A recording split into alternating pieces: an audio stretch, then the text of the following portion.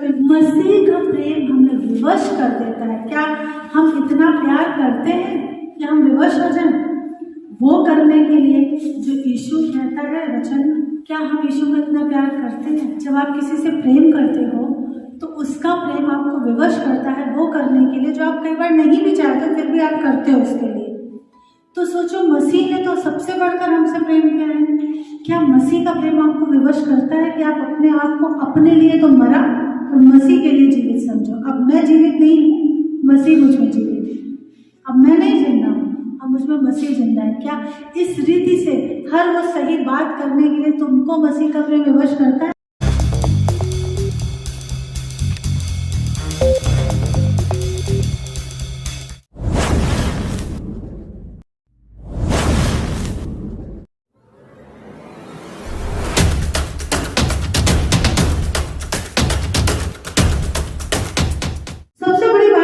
अय्यूब 1:6 में मैंने बताया कि शैतान डोलता डालता आ जाता था, स्वर्गीय राज्य में निकाले जाने के बाद भी आ जाता था ना।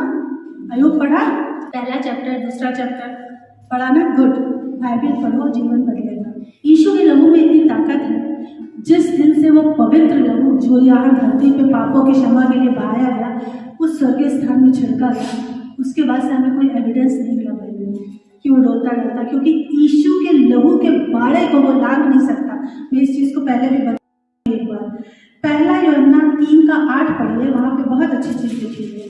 जो कोई पाप करता है वह शैतान की ओर से है, क्योंकि शैतान आरंभ ही से पाप करता आया है। परमेश्वर का पुत्र इसलिए प्रकट हुआ कि शैतान के कामों को नाश करे। यीशु मसीह इसलिए आए कि शैतान के कामों का नाश करें। हमारा और आपका जीवन इस बात की गवाही है। हमारे जीवन से शैतान के कामों का नाश किया है। उसकी पकड़, उसका जो होल्ड था, हमारा रिमोट कंट्रोल उसके हाथ में था।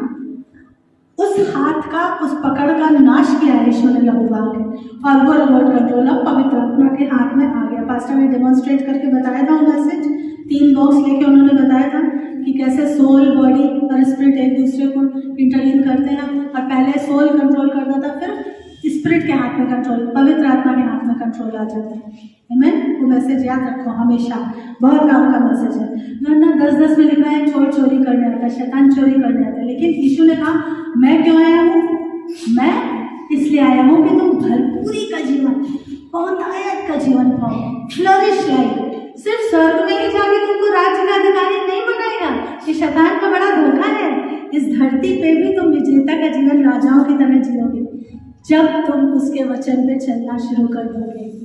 हमारे जीवन में अगर आशीष रुकी हुई है, देखो एक ही सभा में जब प्रार्थना हो रही है 500 लोगों को आशीष आ रही है, बाकी को 200 को नहीं आ रही, तो क्यों नहीं आ रही? कहीं ना कहीं कुछ कमी उनकी ही होगी ना। तो हमें अपने आप को भी जांचने की जरूरत है, ताकि हम उसके वचन पे चलते हुए इस धरती पे भी विजेता का जीवन जिए। उसका वादा है, ये धरती पे विजेता का जीवन जीने का वादा।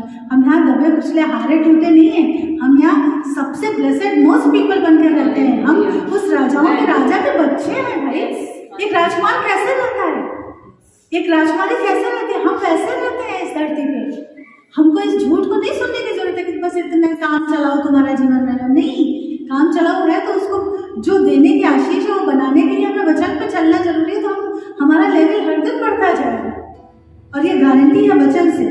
और शैतान क्या करता है? झूठ का पिता है। शैतान किसका पिता है? बाइबल में लिखा है झूठ का पिता है। इसलिए बाइबल में लिखा है प्रकाशित वाक्य में कि झूठ बोलने वाले, हर एक झूठ का गढ़ने वाला भी स्वर्ग के राज्य से बाहर रहेगा। क्योंकि जब झूठ बोलते हैं, और शैतान हमको भी यही फंसाने की कोशिश करता है ना उद्धार के बाद भी। इसीलिए यीशु ने सिखाया है कि हे प्रभु मैं परीक्षा में न ला, वरन बुराई से बचा। अगर कहीं ऐसी सिचुएशन आ रही है, मैंने बताया था, जहाँ आप सच नहीं बोलना चाहते, तो पहले से प्रार्थना करो कि प्रभु मैं झूठ तो नहीं निकालूंगी अपने मुंह से। ये सवाल ही ना आए मेरे सामने, ये सवाल ही ना आए मेरे सामने। कैसे फंसाता है मैं बताती हूँ। पहला शमूएल उसका 28 चैप्टर निकालिए, 8वां और 11वां वचन पढ़िए। तब शाऊल ने अपना भेष बदला और दूसरे कपड़े पहनकर 2 मनुष्य संग लेकर रातों रात चलकर उस स्त्री के पास गया और कहा, अपने सिद्धि भूत से मेरे लिए भावी कहलवा, और जिसका नाम मैं लूंगा उसे बुलवा। 11 स्त्री ने पूछा, मैं तेरे लिए किसको बुलाऊं? उसने कहा, शमूएल को मेरे लिए बुला। 14 और 15। उसने उससे पूछा, उसका कैसा रूप है? उसने कहा, एक बूढ़ा पुरुष बागा ओढ़े हुए चढ़ा आता है। तब शाऊल ने निश्चय जानकर कि वह शमूएल है, औंधे मुंह भूमि पर गिरकर दंडवत किया। शमूएल ने शाऊल से पूछा, तूने मुझे ऊपर बुलाकर क्यों सताया है? शाऊल ने कहा, मैं बड़े संकट में पड़ा हूँ, क्योंकि फलिश्ती मेरे साथ लड़ रहे हैं और परमेश्वर ने मुझे छोड़ दिया।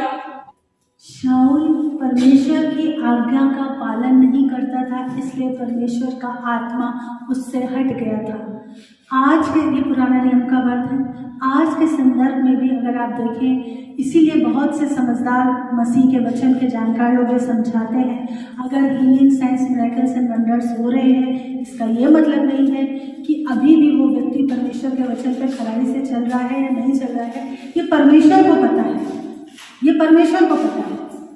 Healing, science, miracles and wonders इस बात का प्रमाण नहीं है कि उसका रिश्ता अभी भी मजबूत है। परमेश्वर की खूबी, यीशु की खूबी है वरदान दे के वापस नहीं लेता, लेकिन इसका ये मतलब भी नहीं है कि सब हीलिंग और मिरेकल करने वाले लोग गलत हैं, सबका रिश्ता टूट गया, ऐसा भी नहीं है। उसके आत्मा के फलों से हम उसको पहचान सकते हैं, उसकी बातों से हम उसको परख सकते हैं। यहाँ पे ये शाऊल था जिसने खुद ही भूत सिद्धि करने वाले और दूसरे लोगों को निकलवाया था अपने राज्य से, और धीरे धीरे उस शाऊल राजा का इतना पतन हो गया, इतना ये नीचे गिर गया कि पहला शमूएल पढ़ के देखिए, ये किताब पहला शमूएल, दूसरा शमूएल पढ़िए, आप लोगों ने एक बार भी पढ़िए, पढ़ो, सिंपल बाइबल पढ़ो, बहुत जरूरी।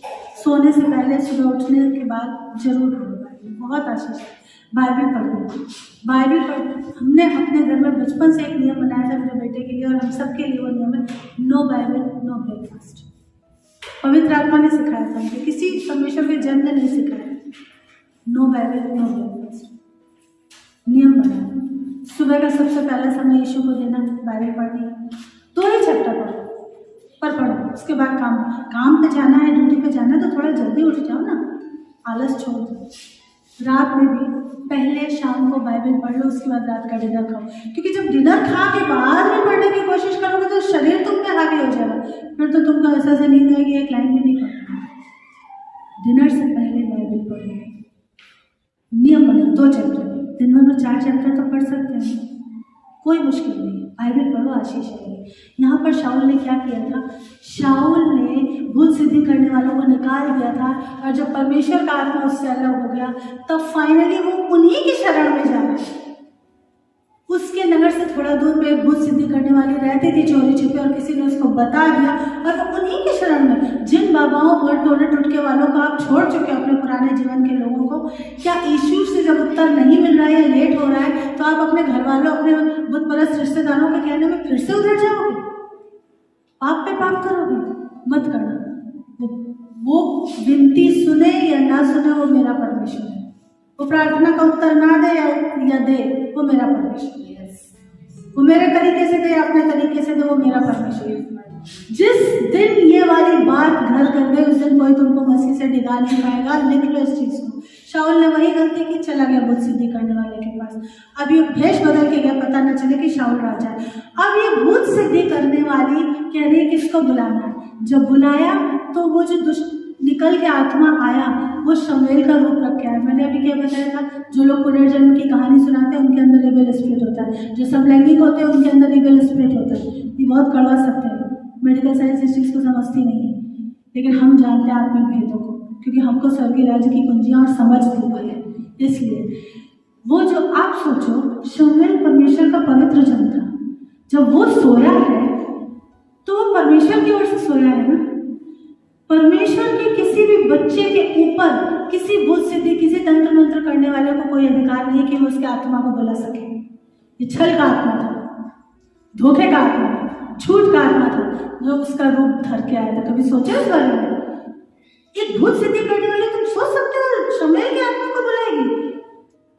इतनी उसको पावर है। औकात नहीं है शैतान के बच्चों की हमारे सामने। परमेश्वर के राज्य का छोटा से छोटा प्राणी, यीशु के राज्य का शैतान के बड़े से बड़े जो दिग्गज है उनको अपने पैरों के नीचे रखने की औकात रखता है। उसकी औकात नहीं थी कि वो शमूएल को बुलाए, छलकार रूप रख के आया था। और शैतान को भी आपका कच्चा चिट्ठा पता है, तो शाऊल को वही बता रहा है कि अरे तू कल मर जाएगा, युद्ध में ऐसा होगा, तुझे तो प्रभु ने छोड़ दिया है, तो मैं क्या तुझे बताऊं, मैं क्या तुझे उत्तर दूं। झूठ कर रहा है, झूठ कर रहा है। और वो धोखे में आ रहा है, उसको दंडवत कर रहा है। अभी पढ़ रहा है 14 पद, उसको दंडवत कर रहा है। कभी भी शैतान के झूठ में नहीं फंसना। इसलिए हम लोग हमेशा सिखाते हैं, ड्रीम्स, विजन्स, किसकी आवाज़ आई कानों में, इन सब चीज़ों को वचन से परखो, क्या इनमें से यीशु की महिमा हो रही थी या तुम्हारी महिमा हो रही थी, या कुछ अनुचित हो रहा था, या क्या हो रहा था। परखो, इसीलिए हम लोग सिखाते हैं, क्योंकि ये वचन में ये सारी चीज़ें हैं, इसलिए हम ये बातें आपको सिखाते हैं। प्रकाशित वाक्य 12 का 9वां और 10वां वचन पढ़िए। और वह बड़ा अजगर अर्थात वही पुराना सांप जो इब्लिस और शैतान कहलाता है और सारे संसार को भरमाने वाला है, पृथ्वी पर गिरा दिया गया और उसके दूत उसके साथ गिरा दिए गए। ये हो चुका, सृष्टि के आरंभ से पहले ये हो चुका, गिरा दिया। तभी तो उत्पत्ति में लिखा है पृथ्वी पे डॉलर संसार पड़े थे, तहस नहस हो चुका था। भरमाने वाला, सारे संसार का भरमाने वाला, भरमाता है, झूठ दिखाता है, वो उसके दूध गिरा देंगे। अभी आगे 10वां। फिर मैंने स्वर्ग पर से यह बड़ा शब्द आते हुए सुना कि अब हमारे परमेश्वर का उद्धार और सामर्थ और राज्य और उसके मसीह का अधिकार प्रकट हुआ है, क्योंकि हमारे भाइयों पर दोष लगाने वाला जो रात दिन हमारे परमेश्वर के सामने उन पर दोष लगाया करता था, गिरा दिया गया। अब गिराया जाएगा, दोष लगाया, अब वो गिराया जाएगा। इसीलिए कहते हैं ना कि आपस में एक दूसरे पे कभी उंगली नहीं उठानी, क्योंकि जैसा वचन पढ़ाया था रोमियो में लिखा है, जैसा समझना चाहिए उससे बढ़कर कोई किसी को ना समझे। क्योंकि मान लो कोई किसी चीज़ में कमज़ोर है तो कोई किसी चीज़ में कमज़ोर है। एक के पास समझ कम है, वो कुछ भी बोलता है, दूसरे के पास पंक्चुअलिटी कम है, डिसिप्लिन कम है, तो कहीं ना कहीं तुम लैग कर रहे हो, कहीं ना कहीं तुम लैग कर रहे हो। मिलके एक दूसरे को संभालते हुए चलना है ताकि हम सब पहुँच जाए मसीह के राज्य में। अपने को कभी किसी से श्रेष्ठ नहीं समझना, एक दूसरे का भार उठाना है ना। दोष कौन लगाता है? शैतान। दोष कौन लगाता है? शैतान लगाता है। मैं हमेशा आप लोगों को क्यों समझाती हूँ, बाइबल पढ़ो, बाइबल पढ़ो। मैं कभी ये दोष नहीं लगाती हूँ कि अरे नहीं पढ़ो, अरे नहीं पढ़ो, हम पढ़ रहे हैं, देखो कितने, नहीं, हम कर रहे हैं तो तुम ही कर सकते हो। हमारी लाइफ में भी बिजीनेस है, तुम्हारी लाइफ में भी बिजीनेस, हम समय निकाल सकते हैं तो तुम भी निकाल सकते। दोष मत लगाओ, एक दूसरे को संभालते हुए चलो ताकि सब पहुंच जाए उस स्वर्गीय राज्य में। और तब पिता तुमको शाबाशी देगा कि तुम केवल अकेले नहीं आए, तुमने दूसरों को भी सहारा देते हुए बढ़ाते हुए लाए, है ना। एक वो वीडियो देखा आप लोगों ने, यूट्यूब पे बहुत पॉपुलर हुआ था कि थोड़े से कम बुद्धि वाले बच्चों की रेस हो रही थी, तो एक गिर गया, तो वो कम बुद्धि वाले बच्चे थे लेकिन वो रुक गए और सब उसको साथ में लेके दौड़ने लगे। ये मसीह हमसे चाहता है कि हम तो बुद्धिमान हैं, परमेश्वर के आत्मा से भरे हुए। दोष कौन लगाता है? शैतान। वो गिराया जाएगा। लिखा हमारे भाइयों पर, हम में से हर एक पे दोष लगाता है, हर एक की कमी पकड़ता है, पर यीशु को समझता है, वो जानता है कि मेरे काम में बाधा नहीं, इसलिए मेरी बेटी उस गड़बड़ी में थी, माफ़ी भी मांगती है, प्रभु माफ़ कर दे, गलती हुई। लेकिन क्या करें, वो दोष लगाता है। पहले तो हमको फंसाएगा ऐसी सिचुएशन में, फिर दोष लगाएगा। पहले फंसाता है फिर दोष लगाता है, इतना बदमाश। आगे पढ़े इसी में 12 और 17। इस कारण हे स्वर्गों और उनमें के रहने वालों मगन हो, हे पृथ्वी और समुद्र तुम पर हाय, क्योंकि शैतान बड़े क्रोध के साथ तुम्हारे पास उतर आया है, क्योंकि जानता है कि उसका थोड़ा ही समय और बाकी है। शैतान को पता है अब उसका थोड़ा समय बाकी है। क्या हम यीशु के बच्चों को पता है कि यीशु के आने का थोड़ा समय बाकी है? शैतान का थोड़ा समय क्यों बाकी है? क्योंकि यीशु आने वाला है ना। क्यों थोड़ा समय बाकी है? सोचो इस सवाल के ऊपर। शैतान को पता है कि इसका थोड़ा समय बाकी, पर क्यों? क्योंकि यीशु आने वाला है। हम यीशु के बच्चे, क्या हमें पता है? आज का टाइटल क्या है? तैयारी कितनी है? तैयारी कितनी है भाई? क्या हम यीशु के बच्चे और शैतान को पता है? क्या हमको पता है कि यीशु आने वाला है? उसको पता है यीशु आने वाला है, उसका थोड़ा समय रह गया। इसलिए ज़्यादा से ज़्यादा लोगों को अपने पंजे में फंसाना चाहता है, शिकार बनाना चाहता है, और हमको और अलर्ट रहना ताकि ज़्यादा से ज़्यादा खुद भी बचे रहो। सबसे पहले खुद बचे रहो। बचे रहो भैया, इस मामले में स्वार्थी बन जाओ, अपना आत्मा पहले बचा के रखो। सब रिश्ते नाते ठीक है, वहाँ खत्म हो जाएंगे, वहाँ सब भाई बहन है, बता चुके, लेकिन अपना आत्मा पहले बचाना। और फिर सबके लिए आंसू बहा के प्रार्थना करो अपने प्रियजनों के लिए कि प्रभु ये भी बच जाए, ये भी तेरे न्याय के दिन से बच जाए और तेरे राज्य में उसको पता है। अभी 17 बचे। और अजगर स्त्री पर क्रोधित हुआ और उसकी शेष संतान से जो परमेश्वर की आज्ञाओं को मानते और यीशु की गवाही देने पर स्थिर है, लड़ने को गया और वह समुद्र के बालू पर जा खड़ा हुआ। स्त्री यहाँ पर सिंबॉलिकली कलीसिया को प्रेजेंट कर रही है, और कलीसिया की संतान कौन है? हम लोग हैं, हम में से हर एक इंडिविजुअल कलीसिया है। स्त्री पर क्रोधित हो, आज वो कलीसिया पर क्रोधित है। आप देखते हो चर्चेस में कितनी गड़बड़ियाँ फैलाते हैं, कितनी गड़बड़ियाँ।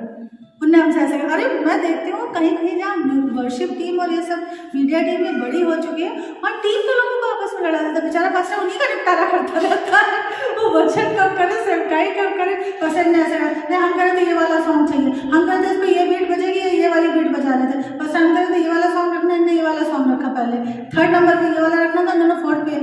यही हुआ, क्या कर रहे हो तुम लोग यार, बच्चे हो क्या कर रहे हो? 3रे नंबर पे बजना दो, 4थे नंबर पे बजना दो। महिमा यीशु की हो रही है भैया, महिमा यीशु महिमा तो यीशु की हो रही है ना। ऐसी ऐसी चीजों में उलझा रहा है कलीसिया को। स्त्री पर क्रोधित है, कलीसिया पर क्रोधित है। कलीसिया ने संतान उत्पन्न करी है ना, हम यीशु के आत्मिक बच्चे बढ़ा रहे हैं ना, हम यीशु का राज्य बढ़ा रहे हैं ना। हमारे बीच में हमेशा म्यूचुअल अंडरस्टैंडिंग रहे, समझ रहे, प्रेम रहे। वचन में लिखा आपस के प्रेम को छोड़ के किसी बात में किसी के कर्जदार ना हो। बहुत सी चीज़ें पौलुस कहता है आपस में एक दूसरे की सह लिया करो। जब हम सह लेंगे ना तो प्रेम बढ़ेगा, और प्रेम बढ़ेगा तो कहा है भजन 133 में लिखा है कि उस बात से उत्तम है जैसे हारून के सिर पे वो अभिषेक का तेल लगने लगा। तो प्रेम, जहाँ प्रेम बढ़ेगा ना वहाँ अभिषेक ज़्यादा बढ़ेगा, अभिषेक ज़्यादा बढ़ेगा। इसलिए हमें सचेत रहना है। पहला यूहन्ना 1 का 7 पढ़िए। पर यदि जैसा वह ज्योति में है वैसा ही हम भी ज्योति में चले तो एक दूसरे से सहभागिता रखते हैं, और उसके पुत्र यीशु का लहू हमें सब पापों से शुद्ध करता है। यीशु का लहू हमें हर पाप से, हमारे मन में उठने वाले गलत विचारों के पापों से भी, हमारे हाथों से हुए गलत कामों से भी शुद्ध करता है। लेकिन इब्रानियों की पत्री में लिखा है कि जब उसकी एक बार पहचान प्राप्त कर ली तब मत करना। यीशु जब किसी को चंगा करते थे कहते थे अब पाप मत करना। तो पापों से क्षमा एक बार पा ली है, अब कोशिश ये करो कि गलतियां ना हो। अगर होती हैं तो निश्चिंत रहो, यीशु का लहू करता है क्षमा, पर जानबूझ के डेलिबरेटली मत करो, जानबूझ के मत करो। अनजाने में हुआ उसके लिए क्षमा है। और इब्रानियों के 10 के 4 में लिखा कि बैलों और बकरों के लहू से पाप क्षमा नहीं होता, इंसान के पाप के लिए इंसान को बलि देना ना। और ये चीज इसमें लिखा है प्रकाशित के 13 के 8 में कि मेमना जगत की सृष्टि से पहले ही घात किया गया। मतलब ये डिसाइड हो गया था कि मनुष्य पाप में जब गिरेगा तो परमेश्वर का सिंबॉलिक मेमना यीशु मसीह वो हमारे पापों का दाम चुकाएगा। ये प्रकाशित के 13 के 8 में लिखा है। ये पहले ही परमेश्वर ने स्कीम बना दी थी, योजना हमारे छुटकारे की बना दी थी। और इसीलिए पहला पत्रस 3 का 19 पढ़िए। उसी में उसने जाकर कैदी आत्माओं को भी प्रचार किया। यीशु मसीह जब पुनरुत्थित हुए तो 3 दिन तक वो कहाँ गए? वो नीचे गए, हेडीज में गए, हेल में गए, नर्क में गए। और उस वक्त तक यीशु के रिजरेक्शन से पहले तक जो व्यवस्था के संत थे, जो शमूएल थे, दाऊद थे, ये सब जो थे, तभी तो इसमें अभी जो शमूएल को पढ़ा ना कि नीचे से उठते हुए आ रहा है, नीचे से उठते हुए भरमा रहा है। कैसे? नीचे से आ रहा है, उठ के ऊपर। एक पुरुष बागा पहने हुए नीचे से, पृथ्वी के नीचे से ऊपर आ रहा है। ये जो व्यवस्था के संत थे, जो यहोवा को मानते थे, दाऊद हुए और जितने बड़े बड़े लोग थे, यहोशू हुआ, मूसा हुए, ये सब वहाँ थे। वहाँ पे एक ऐसा प्लेस था, वो हेल नहीं था, एक पैराडाइज करके एक ऐसा प्लेस था वहाँ पे, जहाँ पे ये संत तब तक इंतजार कर रहे थे। क्योंकि दाऊद भी अपने भजन में कहता है कि मैं अधोलोक में उतर जाऊंगा और मर जाऊंगा, तब तेरे स्तुति करने से मुझे क्या मिलेगा? तू मुझे मरने से पहले जिला तो मैं तेरी स्तुति करूंगा, मतलब जीत दिला तो मैं तेरी स्तुति करूंगा। तो उस वक्त तक वो सारे संत यीशु के रिजरेक्शन से, पुनरुत्थान से पहले तक वहाँ जमा होते थे, वहाँ इकट्ठे थे। यीशु ने उनको सुसमाचार सुनाया कि दाऊद, तुमने जो भजन संहिता 22 में लिखा है ना कि कुत्तों की मंडली ने मुझे घेर लिया, वो मेरे वस्त्र पर चिट्ठी डालते हैं, वो मुझको पीने के लिए इंद्रायण देते, वो मेरे ही बारे में लिखा है, वो मैं था, मैं वो सारी चीजें पूरा करके आया हूँ। मूसा, तुमने जो भविष्यवाणी की थी ना कि परमेश्वर तुम में से मुझसा एक नबी उठाएगा, वो मैं हूँ, मैं आ गया हूँ। शमूएल, वो मैं हूँ। उन सब को वो सुसमाचार एक एक को जब से सृष्टि बनी थी तब से यीशु के पुनरुत्थित होने तक सुना के सबको अपने साथ स्वर्ग में ले गया। इसलिए वो 3 दिन नीचे गए थे, व्यवस्था के संतों को पुनरुत्थान दिलाने के लिए। और अब हमारे और आपके पुनरुत्थान के लिए, अनंत जीवन के लिए वो आने वाले हैं, यीशु आने वाला है। और सबसे इम्पोर्टेंट बात जो 2 कुरिन्थियन 5वां चैप्टर उसके 14 वर्स में, मसीह का प्रेम हमें विवश कर देता है। क्या हम इतना प्यार करते हैं कि हम विवश हो जाएं वो करने के लिए जो यीशु कहता है वचन में? क्या हम यीशु को इतना प्यार करते हैं?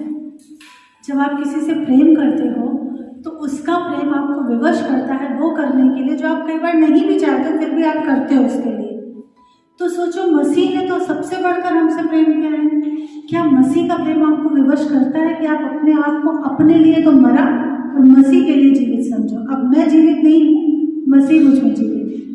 अब मैं नहीं जिंदा हूँ, अब मुझ में मसीह जिंदा है। क्या इस रीति से हर वो सही बात करने के लिए तुमको मसीह का प्रेम विवश करता है कि नहीं, मन नहीं कर रहा है, सुबह उठेंगे पढ़ेंगे बाइबल, पूरी रात दर्द में थे, नींद नहीं आई है, पर उठेंगे पढ़ेंगे बाइबल, ड्यूटी से थक के आए हैं, नहीं, डिनर लेने से पहले पढ़ेंगे बाइबल, नहीं, हम 2 विश्वासी हैं इस कैंपस में, हम दोनों इस रूम में मिलकर प्रार्थना करेंगे, नहीं, दूसरी लड़कियां मजाक उड़ाती हैं, उड़ाने दो, हम प्रार्थना करेंगे, हम और बहुतों को जीतेंगे। क्या मसीह का प्रेम आपको विवश कर रहा है वो करने के लिए जो वचन के अकॉर्डिंग सही है? नहीं, अब हम अपने रिश्तेदारों को खुश नहीं करेंगे, अब हम अपने माँ बाप को, मैंने देखा ससुराल, अभी मैं सिस्टर से वही बात कहती कि ससुराल तो ठीक है, हम मायके वालों को भी उसका लगाते रहते हैं और वचन से समझौते करते रहते हैं। अरे हो जाना तो उनको नाराज, मम्मी से लोग क्यों डरते हैं, मुझे आज तक समझ में नहीं आया। अरे तो मम्मी को डंके की चोट पे बोल सकते हो कि भैया मेरा उद्धार हुआ, यीशु की बदौलत में दुष्ट आत्मा निकली है, तुमसे नहीं डरूंगी, यीशु से डरूंगी, रखो रिश्ता, चल तोड़ दो ना, मायका चाहिए, ये भी एक फंदा है।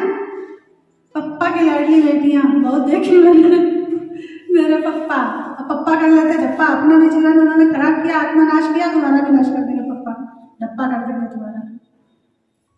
इसलिए मसीह का प्रेम अगर तुम्हें विवश नहीं करता तो प्रार्थना करो, पप्पा के चक्कर में अपना डप्पा मत करवा लेना, मम्मा के चक्कर में अपना टम्मा मत करवा लेना। मसीह का प्रेम विवश करना चाहिए वाले को, मसीह का प्रेम विवश करना चाहिए तुमको।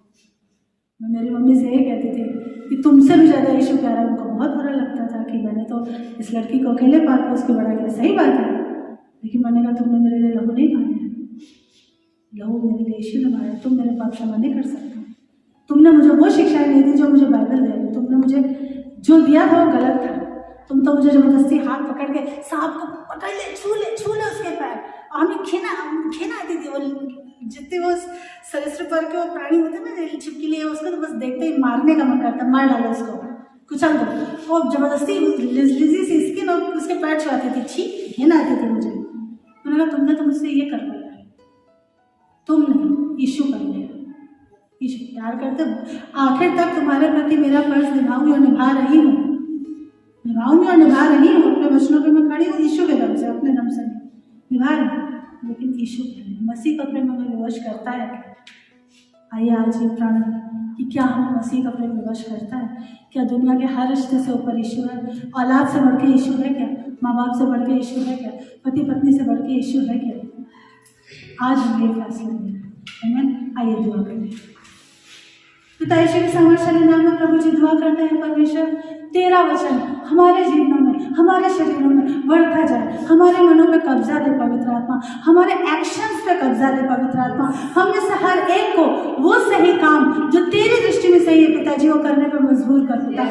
मसीह का प्रेम आज हम दुआ मांगते हैं, हमारी तैयारी को पक्का करें। मसीह का प्रेम आज हम दुआ मांगते हैं, हमें विवश करें। दोस्त हमारे ऊपर हंसी उड़ाएंगे, सहेलियां हमारा मजाक उड़ाएंगे, अरे तुम तो बहुत पिछड़ी हो, अरे तुम तो बहुत अंधविश्वासी हो, अरे तुम तो बाइबल क्या हुआ जरा सा नेटफ्लिक्स देख लिया, अरे क्या हुआ जरा सा हॉरर देख लिया, अरे ये अंधविश्वास ऐसा कुछ नहीं था, अरे मेडिकल साइंस ऐसा नहीं कहती। नहीं, हमें उन पर कान नहीं देना, हमें यीशु के वचनों को सुनना है, वही प्रचार करना है, उसी पे चलना है, लिविंग बाइबल बनकर हमें जीना है, क्योंकि आपका वचन कहता है we are the living letter of Christ. परमेश्वर यहाँ जितने मौजूद है तेरे संत, उनके हर एक के जीवन में आशीष आए, रुकी हुई सारी प्रार्थनाएं आज हर एक बंधन को तोड़कर पूरी हो जाए, सबसे बढ़कर हमारा चाल चलन मसीहा के जैसा बनता जाए। प्रभु धन्यवाद देते हैं तेरे सेवक के लिए, तेरे दास के लिए, जबकि वो दूसरे शहर में परमेश्वर उनको ब्लेस कर, उनकी जर्नी को ब्लेस कर, खासतौर से दिव्य को तेरी दुआओं में याद रख परमेश्वर, क्योंकि वचन कहता है युद्ध के दिन के लिए घोड़ा तो तैयार है, परंतु जय यहोवा की ओर से मिलती है। किसी को घोड़ों का, किसी को रथों का भरोसा है, पर हम तो अपने परमेश्वर यहोवा ही का नाम लेंगे, हम अपनी तैयारी का नहीं सुनते। हम कुछ नहीं है प्रभु, हम घटे और आप बढ़ो, हमारे जीवन की हर एक सफलता यीशु की महिमा के लिए हो। आप वहां रखना तेरे बच्चे को, तेरे जिसके अंदर तेरा डीएनए है, तेरे चुने हुए बेटे को जहाँ आप रखना चाहते हैं परमेश्वर, जो आप आशीष दोगे उसमें कोई दुख नहीं होगा परमेश्वर, और हर दिन पवित्र आत्मा उसमें से होकर बोलेगा प्रभु। और धन्यवाद देते हैं कि जैसे दानियल ने प्रशंसा पाई थी राजा के सामने, वैसे वो बालक, जैसे यूसुफ ने प्रशंसा पाई थी, वैसे बालक जो परमेश्वर मनुष्य के अनुग्रह में वहां भी जीतेगा परमेश्वर। पूरी कलीसिया एक मन होकर प्रार्थना करती है तेरी महिमा के लिए, और ज्यादा दिव्य तुझसे जुड़ता जाए, और ज्यादा तुझमें बढ़ता जाए परमेश्वर, और ज्यादा मसीह का प्रेम उसको विवश करता जाए, न केवल दिव्य को बल्कि मुझको, मेरे पति को, मेरी कलीसिया को, मेरे परिवार को, अबंडल लाइफ असेंबली के इस परिवार को, एक एक व्यक्ति को विवश करता जाए कि हर वो काम जो तेरी नजरों में सही है हम करने पाए परमेश्वर। हम पर अनुग्रह कर, हमारे बैंक बैलेंस पर तेरा लहू लगाते हैं परमेश्वर, हर दिन हम फाइनेंशियली नेक्स्ट लेवल पे पहुंचते जाएं। और तेरे वचन में लिखा आलसी मत बनो, इतना धिक्कार है तूने कहा चींटियों से सीखो। तो परमेश्वर हम अपने काम में मुस्तैद रहें परमेश्वर, हमारे हाथों के कामों पे आशीष दे कि थोड़ी मेहनत में हम ज्यादा प्रतिफल पाए परमेश्वर। हम वफादार रहें दशमांश में, कोई चोरी कोई बेईमानी नहीं परमेश्वर। हम वफादार रहें तेरे प्रति चाल चलन में, मन में कोई खोट नहीं। हम वफादार हैं अपने दूसरे भाई बहनों के प्रति परमेश्वर, उनको प्रार्थना में उठाएं परमेश्वर। हम दुआ मांगते हैं, हमारा शरीर जो पवित्र आत्मा का मंदिर है, इसके अंदर कोई एलर्जी, कोई तकलीफ, कोई दर्द, कोई अनियमितता, कोई कमर का टूटना, कोई हड्डी का टूटना मायने नहीं रखता। तेरे स्वर्गदूत आकर छुए, जैसे पतरस को जेल से बाहर निकाला था, वैसे इस अपाहिजपन के जेल से, कैद से बाहर निकाल परमेश्वर मम्मी को। यीशु के नाम में दुआ मांगते हैं, उनको समझ का आत्मा दे परमेश्वर। और प्रभु दुआ करते हैं हम बैठे हर एक को समझ का आत्मा दे, और जिनके पास जो तेरे बच्चे तेरे घर में आते हैं आज किसी कारणवश नहीं आए, उनको भी हम समझ का आत्मा मांगते हैं परमेश्वर, समझ का आत्मा दे। हम झूठ मूठ अपनी बड़ाई न करें कि हाँ हमने प्रभु में चलते, नहीं, हम समझें, बातों को समझें और अपने आप को चाल चलन को सुधारें और तुझ में बढ़ते जाए। हमारे आत्मिक लेवल को 4 गुना ऊंचा उठा, हमारे समझ के लेवल को और 4 गुना ऊंचा उठा, हमारे बैंक बैलेंस और फाइनेंस को और ऊंचा उठा परमेश्वर। जैसे आपके दास ने प्रार्थना की है कि जो 2 BHK है वो 4 में जाएगा, जो 1 है वो 3 में जाएगा, और जो 4 है वो बंगलों में जाएगा परमेश्वर। हम इस धरती में विजेता का जीवन जीने के लिए आए हैं प्रभु, और जितने ऑनलाइन इस वचन को देख रहे हैं परमेश्वर, उनके जीवनों से हर रुकी हुई बात को परमेश्वर हम रिलीज करते हैं ब्लेसिंग्स को, क्योंकि तूने कहा है कि जो कुछ तुम इस धरती पे बांधोगे वो बन जाएगा। बैरी की हर योजना जो तेरे बच्चों के, तेरे संतों के खिलाफ है, ऑनलाइन व्यूअर्स के जीवन में भी परमेश्वर हम तोड़ देते हैं और रिलीज करते हैं तेरे ब्लेसिंग को। आसमानी झरोखे खोल के अपनी बारिशों को बरसा, जिसको आज फाइनेंस की जरूरत है, जिसको आज एग्जाम क्वालिफाई करने की जरूरत है, जिसको आज इंटरव्यू क्वालिफाई करने की जरूरत है, जो एक नौकरी के लिए ढूंढना है, जो एक जीवन साथी के लिए ढूंढना है, जो योग्य जीवन साथी, मसीह चाल चलन वाला जीवन साथी चाहिए, अच्छी संगति दे परमेश्वर, और सही दोस्त। जो गलत चीजें हैं तेरे बच्चों के जीवन से, वो फ्रेंडशिप कट जाए, वो दोस्ती टूट जाए, वो पड़ोस मिट जाए, वो चीजें खत्म हो जाए, और जो सही चीजें हैं ईश्वर आपकी ओर से उनको रिलीज करते हैं यीशु मसीह के नाम से, क्योंकि आपने कहा जो कुछ तुम धरती पे खोलोगे वो खुल जाएगा। अबंडेंट ब्लेसिंग हम रिलीज करते हैं अबंडेंट लाइफ कलीसिया के वसीले से परमेश्वर, यीशु मसीह के सामर्थ्य नाम में हम इन खुशियों को, उस आनंद को जो बैरी ने चुरा लिया था, उस अच्छे स्वास्थ्य को जो उसने चुरा लिया था, उस फाइनेंस को, उन रिश्तों को जो उसने चुरा लिया था, उस उद्धार के ठंडे पड़े जीवन को जो उसने चुरा लिया था, खौलाहट से भर देते हैं वापस। 2 गुनी खुशियां, 4 गुनी खुशियां, ऐसा आनंद जो वर्णन से भारत तेरे बच्चों को ढूंढता हुआ है। मत्ती 6:33 में लिखा है परमेश्वर के राज्य की खोज करो, बाकी ब्लेसिंग तुमको फॉलो करते रहेंगे। चुंबक की तरह आशीषें हमको खींचते हुए आ रहे हैं परमेश्वर, हमारे पास आ रहे हैं परमेश्वर, हमारे पास आ रहे हैं परमेश्वर। 1-2 नहीं, ज्वेल 2:25 में लिखा है टिड्डियों के खाए वर्ष के हानि भर दूंगा। अब तक जितना दुख हुआ उससे दुगना आनंद दे परमेश्वर, जो आंसू बहाए उससे दुगने हंसी के आंसू दे आंसू परमेश्वर। हमारे जीवनों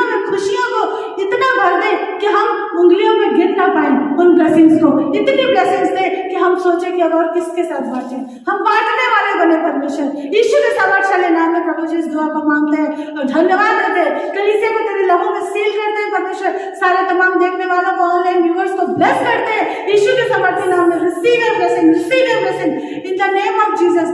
परमेश्वर हर वो बीमारी का दुष्ट आत्मा जाता रहे, जो रसौली है वो फूट के निकल जाए, जो गठिया है वो सही हो जाए, क्योंकि बैरी की ओर से क्षमाहीनता। आज परमेश्वर का आत्मा कहते हैं तुम्हें क्षमाहीनता छोड़नी होगी, तुम्हें माफ करना होगा, ताकि इसी वक्त तुम उठ के चलो। हाँ मेरी बहन, तुम उठ के खड़ी हो जाओ, तुम उठ के चलो। तुम्हें इस क्षमाहीनता के शाप से बाहर आना होगा, ताकि वो तुम्हारे लिए आशीष का जरिया बन जाए अपने लिए। क्योंकि मेरे प्रभु ने बहुत समय पहले मुझे ये सिखाया था। आज मैं तुमसे वही कहती हूँ। आज परमेश्वर का आत्मा कहता है ये वक्त है, ये समय है जबकि हम अपने मनों को खोलें, ताकि उसकी आशीषें भर जाए हमारे जीवन में, हमारे मनों में, हमारे घरों में, और हम आशीष पाने वाले नहीं बल्कि आशीष का मूल बने। Lord I bless each and everyone those who are watching through online. परमेश्वर हम आशीष का मूल बने, अब्राहमिक ब्लेसिंग हमको फॉलो करें परमेश्वर। हमारे पास एक तो आशीषें ना हो, बल्कि लोग हमको खोजते हुए आशीषों के लिए हमारे पास आए परमेश्वर। आज जिनके पास औलाद नहीं है परमेश्वर, इसी वक्त उनके गर्भ को अपने सीधे हाथों से छू परमेश्वर। और तू ये कर रहा है पिताजी, ये तेरे सामर्थ्य से, पवित्र आत्मा की सामर्थ्य से। जैसे तूने मरियम को गर्भवती किया था, उसने हम्बल होकर तेरी दीनता को कबूल किया था। जैसे तूने हन्ना को गर्भवती किया था, जब उसने हम्बल हुआ था परमेश्वर। हम्बलनेस का स्पिरिट तेरी बेटियों के जीवनों में आए, हम्बलनेस का स्पिरिट। प्रभु तेरी मर्जी पूरी हो जाए। हम्बलनेस जीवन में कोई कोना अगर ऐसा है परमेश्वर जो उस आशीष को आने से रोक रहा है, आज मैं उस बहन को, उस कोने को हटाने के लिए बोलती हूँ यीशु की ओर से। अपने उस कोने को हटा दे जो ऑनलाइन देख रहे हैं परमेश्वर। हाँ, उसमें से कुछ ऐसे हैं जिन्होंने उन कोनों को छोड़ रखा है, उनको साफ नहीं किया।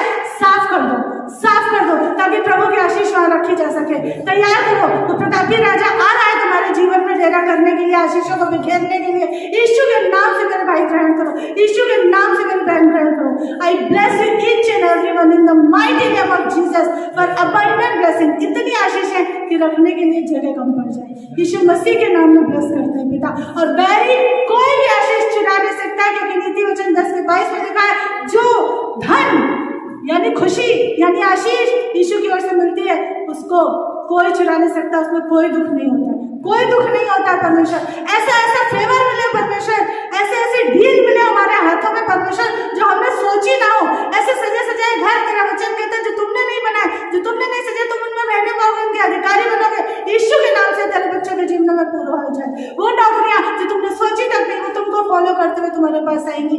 वो अबंडेंट ग्रेस, वो परमेश्वर लोगों के दिलों में ग्रेस देगा, तुम्हारे लिए फेवर देगा। वो अबंडेंट फेवर, अनमेरिटेड फेवर जिसके तुम योग्य नहीं थे, वो आज से तुमको फॉलो करता हुआ है। वो आज से तुम्हारे जीवनों का हिस्सा बन जाए, वो इसी पल से तुम्हारे जीवनों का हिस्सा बन जाए। यीशु के नाम से जो विश्वास के आत्मा से आमीन बोलेगा, ये आशीष उसकी है। यीशु के नाम से ग्रहण करो, एक एक आशीष को आज ग्रहण करो, नाम बना, क्योंकि गवाहियों का मौसम आ रहा है, गवाहियों का मौसम आ रहा है, गवाहियों का मौसम आ रहा है। यीशु की ओर से गवाहियों का मौसम आ रहा है। यीशु मसीह के नाम से आई bless you all in the mighty name of Jesus.